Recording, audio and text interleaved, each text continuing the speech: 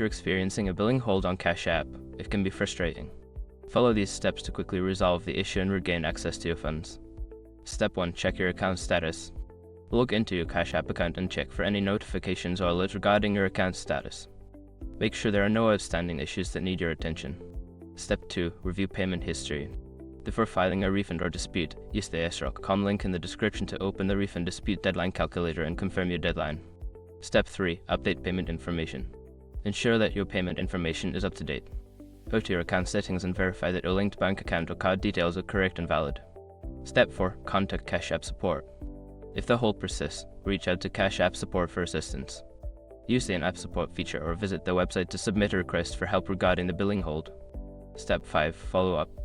After contacting support, keep an eye on your email or app notifications for any updates. If you don't hear back within a few days, consider following up to ensure your issue is being addressed. By following these steps, you should be able to remove the billing hold on your Cash App account. If problems continue, don't hesitate to seek further assistance from customer support.